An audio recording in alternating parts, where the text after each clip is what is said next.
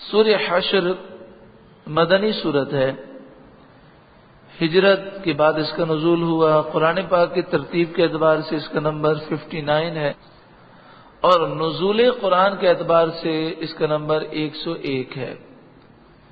اس میں 24 آیتیں ہیں اور 3 رکوع ہیں۔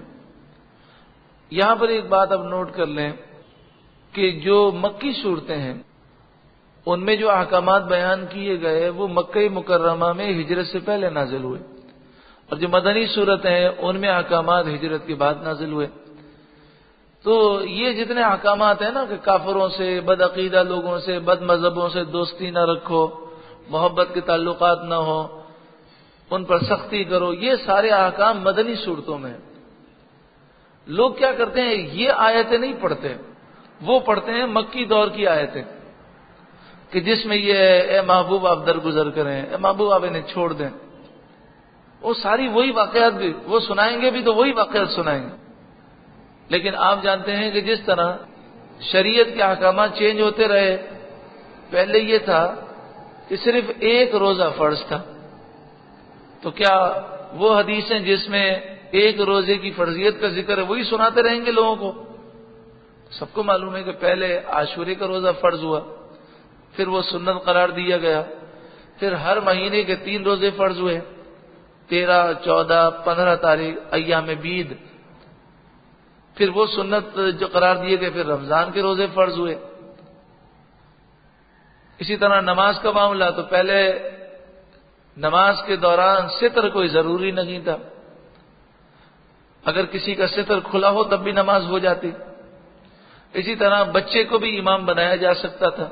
ایک صحابی ہے جن کی عمر 4 سال تھی اور وہ پوری قوم کے امام تھے، اور جب وہ نماز پڑھاتے تھے اور سجدہ کرتے تھے تو ان کا ستر کھل جاتا تھا۔ وہ 4 سال کا بچہ تھا، چونکہ اوپر سے کرتا پہنتے تھے اور نیچے کچھ بھی نہیں تھا۔ اب 4 سال کے بچے کو آپ سوچیں نا وہ کتنا ہوتا ہے، وہ یا تو مونٹیسری میں ہوتا ہے یا KG1 میں ہوتا ہے۔ تو وہ نماز پڑھاتے تھے ساری قوم کو، اور حضور نے ان کو مقرر کیا تھا، تو جب وہ سجدہ کرتے تھے تو ستر کھل جاتا تھا۔ تو ایک بڑھیا جا رہی تھی تو وہ ہنسی، اور اس نے ان سے کہا کہ تم اپنے امام کو تیبند تو دو کہ تاکہ وہ ستر چھپائے۔ تو اب بتائیے کیا ان احادیث کو پیش کر کے ہم یہ کہیں کہ جناب ستر کھلا ہو تب بھی نماز ہو جاتی ہے اور بچہ بھی امام بن سکتا ہے؟ تو وہ تو ابتدائی دور کی بات ہے۔ اسی طرح صحابہ کرام نماز کے دوران گفتگو بھی کیا کرتے تھے، اور یہ بھی احادیث میں ہے، لیکن بعد میں منع کیا گیا۔ اسی طرح یہاں تک بھی ہے کہ اگر کوئی آتا تھا تو برابر میں آ کر پوچھتا تھا صحابی سے کون سی رکعت چل رہی ہے، تو وہ نماز کے دوران کہتے فلاں رکعت چل رہی ہے، لیکن نماز نہیں ٹوٹتی تھی۔ یہ پہلے تھا ابتدائی دور میں، بعد میں یعنی منع کر دیا گیا۔ ایک صحابی نماز پڑھنے کے لیے آئے، اور جیسے ہی آئے تو رسول اللہ صلی اللہ علیہ وآلہ وسلم نے رکوع کیا، تو رکوع پانے کے لیے انہوں نے کیا کیا کہ مسجد کے دروازے پر ہی نماز کی نیت باندھ کے رکوع کر لیا، اور پھر نماز کے دوران چلتے ہوئے وہ آگے آئے اور صف میں ملے۔ حضور نماز پڑھا رہے تھے، حضور نے سلام پھیر کر ان سے کہا تمہارا ذوق اللہ قبول فرمائے۔ اب دیکھیں حضور کی نگاہ تو سامنے ہے، لیکن حضور پیچھے بھی دیکھتے ہیں۔ آپ نے فرمایا اللہ تمہیں اور مزید ذوق عطا فرمائے، لیکن یہ طریقہ آئندہ مت کرنا، اطمینان سے آؤ، صف میں مل کر پھر نماز شروع کرنی ہے، یہ چلتے ہوئے نماز نہیں ہونی۔ تو اب نبی اکرم صلی اللہ علیہ وآلہ وسلم کی کئی احادیث ہیں، لیکن اس مسئلے کے اندر بدعقیدہ لوگوں، بد مذہبوں، کافروں سے دوستی کے مسئلے میں لوگ ساری مکی آیتیں اور مکی دور کی زندگی کے واقعات یا مدینہ منورہ کی ابتدائی دور کے واقعات پیش کریں گے، لیکن قرآن مجید فرقان حمید اور احادیث طیبہ کا طریقہ کار یہ ہے کہ شرعی احکام بدلتے رہیں، اور آخر میں رسول اللہ صلی اللہ علیہ وآلہ وسلم نے جس چیز کو مقرر فرمایا ہمیں اسی پر عمل کرنا۔ رفع دین کا جو مسئلہ ہے تو رسول اللہ پہلے رفع دین کرتے تھے، اور پھر بعد میں آپ نے ترک کر دیا، صرف آپ تکبیر تحریمہ میں ہاتھ اٹھاتے، دعائے قنوت کے لیے ہاتھ اٹھاتے، عید کی تکبیرات میں ہاتھ اٹھاتے، اس کے علاوہ رفع دین آپ نہ فرماتے۔ اور آپ صلی اللہ علیہ وآلہ وسلم نے جو ظاہری حیات کی آخری نمازیں ادا کی ان میں رفع دین نہیں کیا. یہ تو مسلمانوں کا چیلنج ہے کہ جو یہ کہتے ہیں کہ رفع دین ضروری ہے، فرض ہے، تو فرضیت ثابت کرنے کے لیے قرآن کی آیت چاہیے یا حدیث مشہورہ یا متواترہ. تو نہ رفع دین کے مسئلے میں وہ قرآن کی آیت پیش کر سکتے ہیں، نہ حدیث مشہورہ متواترہ، بلکہ کوئی ضعیف حدیث بھی پیش نہیں کر سکتے کہ حضور نے آخری نماز رفع دین کے ساتھ پڑھی اپنی ظاہری حیات. حضرت عبداللہ بن مسعود رضی اللہ تعالیٰ عنہ، حضرت عبداللہ بن عمر، وہ حضور کے وصال کے بعد لوگوں کو جمع کر کے کہتے ہیں کہ آؤ میں تمہیں ایسی نماز پڑھ کے دکھاؤں جس طرح رسول اللہ نماز پڑھتے ہیں. تو اس میں واضح ہے کہ تکبیر تحریمہ کہتے ہوئے انہوں نے ہاتھ اٹھائے، اس کے بعد رفع دین نہیں کیا. تو رفع دین کی حدیثیں ہیں، لیکن وہ نماز کی ابتدائی اسلام میں شروع میں اس کی اجازت تھی، اس کا طریقہ تھا، بعد میں رسول اللہ نے منع فرما دیا. تو خیر بات یہ ہو رہی تھی کہ جتنے واقعات ہیں اور جن واقعات کے اندر یہ ہے کہ کافروں سے دوستی رکھنے میں کوئی حرج نہیں، تو وہ یا تو ابتدائی اسلام کے ہیں یا اس کا کوئی اور محل ہے. باقی جہاں تک شریعت کا حکم ہے وہ یہ ہے جو اللہ سے محبت کرتا ہے اسی سے تمہاری محبت ہونی چاہیے. جو اللہ اور اس کے رسول سے محبت نہیں رکھتا تمہاری دلی محبت اس کے ساتھ ہرگز نہیں ہو سکتی. سورہ حشر کے اندر بھی اسی بات کا ذکر ہے، لیکن وہ تفسیر کے اندر ہے، اور یہاں پر ایک واقعہ بیان کیا گیا. بسم اللہ الرحمن الرحیم، اللہ کے نام سے شروع جو بہت ہی زیادہ مہربان نہایت رحم کرنے والا. سبح للہ ما فی السماوات وما فی الارض، جو کچھ آسمانوں میں اور جو کچھ زمین میں ہے سب اللہ ہی کی پاکی بیان کرتا ہے. وہو العزیز الحکیم، اور وہی عزت و حکمت والا ہے. هو الذی اخرج الذین کفروا من اہل الکتاب من دیارہم لأول الحشر، وہی ہے جس نے کافر کتابیوں کو ان کے گھروں سے نکالا ان کے پہلے حشر کے لیے. قبیلہ بنی نذیر، یہ نبی اکرم صلی اللہ علیہ وآلہ وسلم سے انہوں نے معاہدہ کیا، یہ یہودی تھے. جب غزوہ بدر کا معرکہ ہوا، انہوں نے جب اللہ کی غیبی مدد کو دیکھا تو یہ آپس میں کہنے لگے کہ یہ نبی سچے نبی ہیں اور ہمیں ان کے خلاف کوئی قدم نہیں اٹھانا چاہیے. لیکن جب غزوہ احد کا معرکہ ہوا اور بعض مسلمانوں کی غلطی کی وجہ سے مشکلات آئیں تو یہ آپس میں کہنے لگے کہ اگر یہ سچے نبی ہوتے تو ایسا کیوں ہوتا. اب انہوں نے کیا کیا کہ کعب بن اشرف اور اس کے علاوہ تقریباً 40 یہودی، بڑے بڑے یہودی، یہ مل کر مکہ مکرمہ پہنچے اور کفار قریش کے ساتھ انہوں نے معاہدہ کیا اور انہیں ابھارا کہ وہ مسلمانوں پر حملہ کریں. تو ایک تو انہوں نے یہ سازش کی. دوسرا مسئلہ یہ تھا کہ نبی اکرم صلی اللہ علیہ وآلہ وسلم ایک دن ان کے یہاں آپ تشریف لے گئے تو انہوں نے قلعے کے اوپر سے رسول اللہ پر ایک بہت بڑی چٹان گرا دی. لیکن نبی اکرم صلی اللہ علیہ وآلہ وسلم کو اللہ نے اطلاع دی، اللہ نے اس کا علم دیا، آپ اس کے نیچے سے ہٹ گئے تو انہوں نے حضور کو شہید کرنے کی کوشش کی. اس طرح یہ معاہدہ ختم ہوا. تو پھر یہ ہوا کہ یہ جو باتیں ہیں اس میں دو قبیلے ہیں، ایک قبیلہ بنو نذیر ہے اور ایک قبیلہ بنو قریظہ ہے. تو یہ جو واقعات ہیں یہ قبیلہ بنو نذیر کے ہیں. پھر نبی اکرم صلی اللہ علیہ وآلہ وسلم نے کعب بن اشرف کو قتل کرنے کے لیے محمد بن مسلمہ کو بھیجا. محمد بن مسلمہ انصاری رضی اللہ تعالیٰ عنہ آپ گئے اور آپ نے اس گستاخ رسول کو قتل کر دیا۔ حالانکہ نبی اکرم صلی اللہ علیہ وآلہ وسلم کا جو طریقہ کار مبارک ہے وہ اس طرح قتل کا نہیں ہے۔ آپ میدان جنگ میں مقابلہ کرتے ہیں، لیکن چونکہ کعب بن اشرف گستاخ رسول تھا اور گستاخ رسول کی سزا موت ہے، عقد جہاں صلی اللہ علیہ وآلہ وسلم جس کے لیے چاہے معافی کا اعلان کر دیں، لیکن کعب بن اشرف کے لیے آپ نے معافی کا اعلان نہ کیا اور محمد بن مسلمہ کو قتل کے لیے بھیجا۔ یہ واقعہ آپ تفصیل سے سننا چاہیں تو سی ڈی گستاخ نبی کی یہی سزا سرتن سے جدا، یہ سی ڈی آپ سنیں، اس میں یہ واقعہ تفصیل کے ساتھ ہے۔ پھر نبی اکرم صلی اللہ علیہ وآلہ وسلم نے قبیلہ بنو نضیر کا محاصرہ کیا، 21 دن تک محاصرہ ہوا اور آخر کار پھر یہ مجبور ہو گئے اور انہیں جلا وطن کر دیا گیا، مدینہ منورہ سے نکال دیا گیا، کیونکہ یہ سازشی لوگ تھے، یہ سازش کر رہے تھے۔ اسی بات کا ذکر ہے، هو الذی اخرج الذین کفروا من اہل الکتاب من دیارہم لاول الحشر۔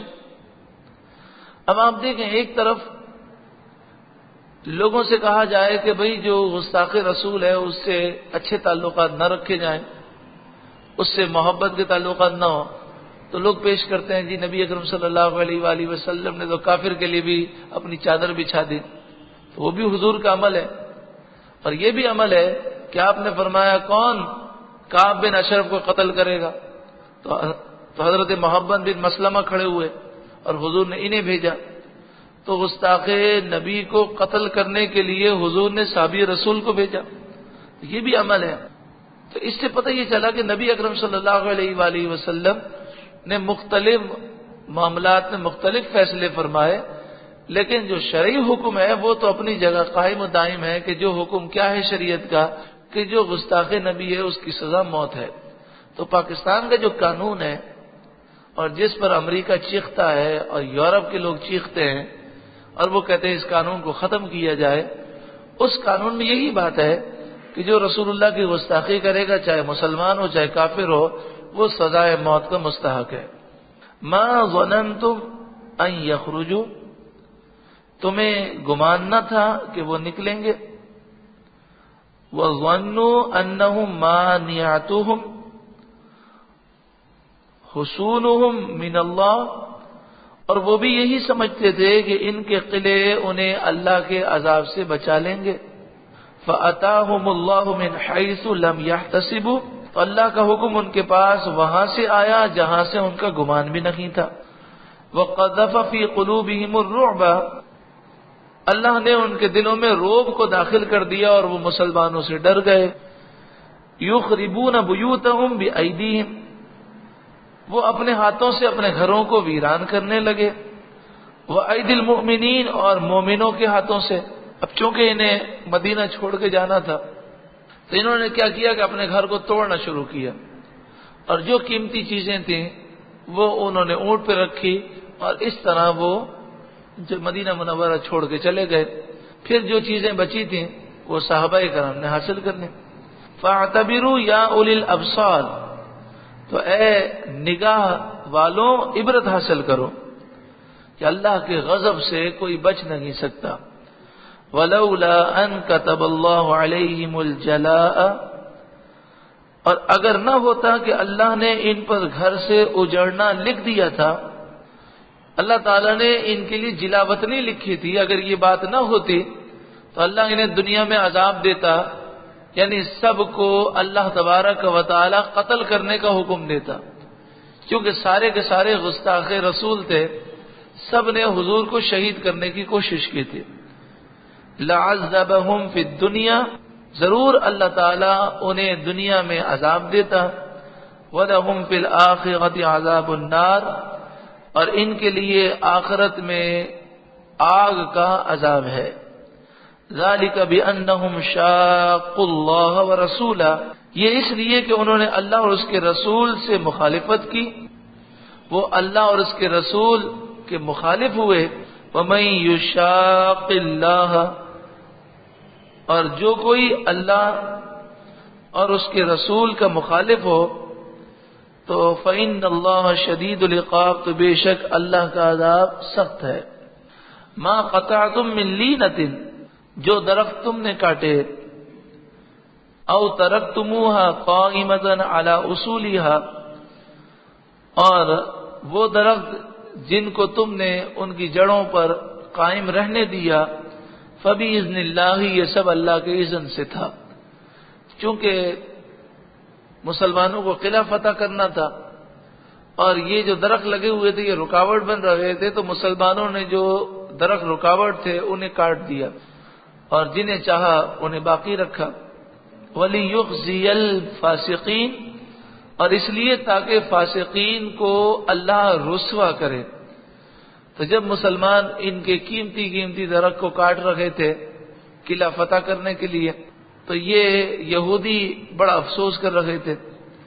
وما افاء اللہ علی رسولہ منہم، اور جو غنیمت اللہ نے دلائی اپنے رسول کو ان سے، فما اوجفتم علیہ من خیل ولا رکاب، تو تم نے ان پر نہ اپنے گھوڑے دوڑائے اور نہ ہی اونٹ دوڑائے. بغیر جنگ کے اللہ نے تمہارا رعب مسلط کیا، وہ سارے چلے گئے اور ساری غنیمتیں اللہ نے عطا فرمائیں. وَلَكِنَّ اللَّهَ يُسَلِّطُ رُسُلَهُ عَلَى مَن يَشَاءُ، ہاں بات یہ ہے کہ اللہ تعالی جس پر چاہتا ہے اپنے رسولوں کو قابو عطا فرماتا ہے. وَاللَّهُ عَلَى كُلِّ شَيْءٍ قَدِيرٌ، اور اللہ سب کچھ کر سکتا ہے. ما افاء اللہ علی رسولہ من اہل القری، اللہ تعالیٰ نے اپنے رسول کو شہر والوں سے جو غنیمتیں عطا فرمائیں، فللہ وللرسول، یہ مال غنیمت اللہ کے لیے ہے، اس کے رسول کے لیے ہے. یعنی یہ اللہ اور اس کے رسول کا ہے. اللہ اور اس کے رسول جس طرح تقسیم فرمانا چاہے. ولذی القربى، اور رشتہ داروں کے لیے ہے. والیتامى، اور یتیموں کے لیے. والمساکین، اور مسکینوں کے لیے. وابن السبیل، اور مسافروں کے لیے. تو یہ مال غنیمت تقسیم ہوگا. کئی لا یکون دولۃ بین الاغنیاء منکم، کہ تمہارے اغنیاء کا مال یہ نہ ہو جائے، یعنی یہ دولت مالداروں ہی کے درمیان گردش کرتی رہے، ایسا نہ ہو. اسلام کا نظام ایسا ہے کہ جو غریب ہیں ان کی غربت دور ہو اور مال جو ہے تقسیم ہو، تاکہ غریب اور امیر کا فرق کم ہو. یہ فرق جتنا بڑھے گا اتنی دہشت گردی اور قتل و غارت گری جو ہے بڑھتی جائے گی.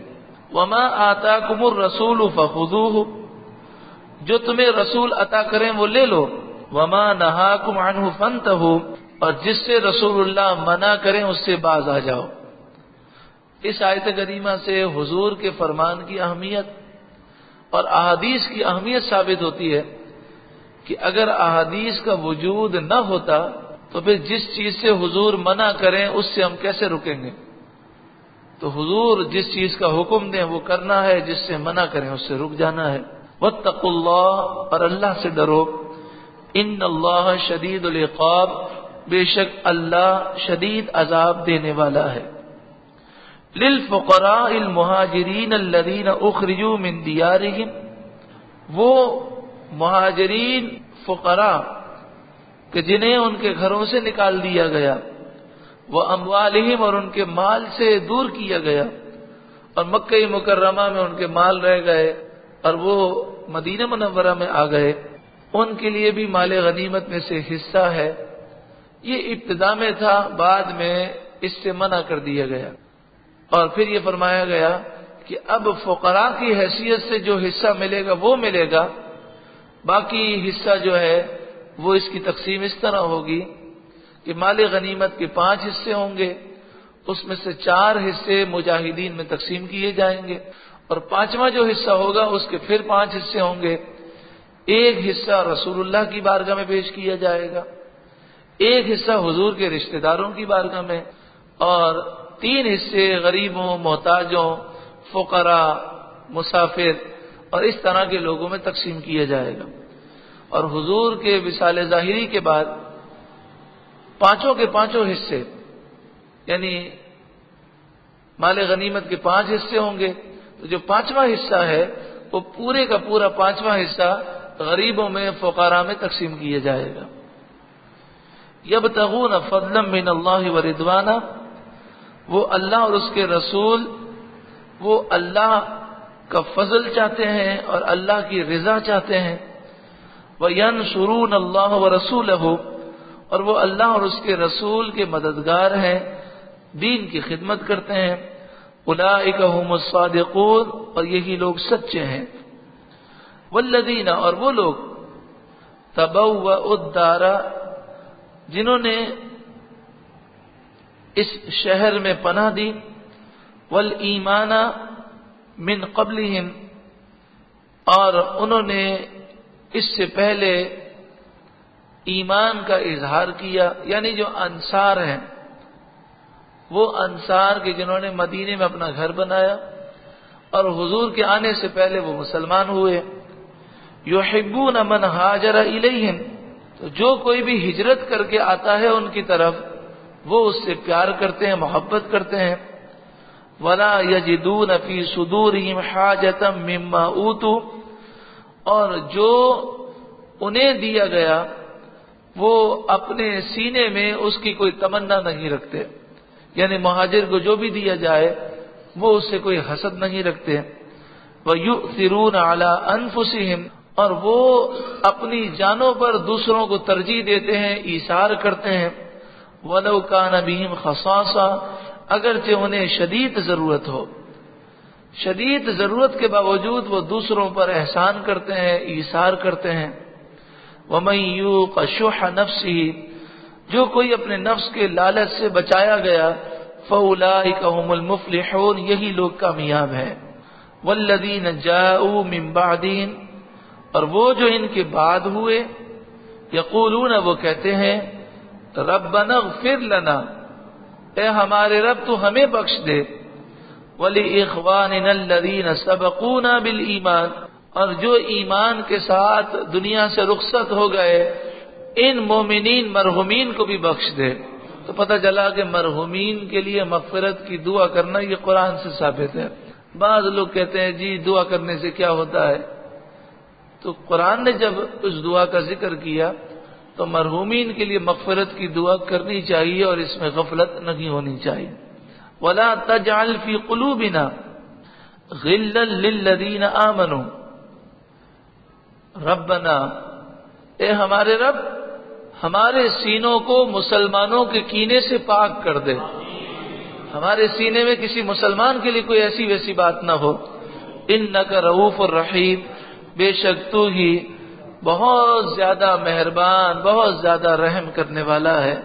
اللہ تعالی ہمیں ان کی ساری برکتیں نصیب فرمائے، اور اللہ تعالی ہماری بھی مغفرت فرمائے، ہمارے مرحومین کی بھی مغفرت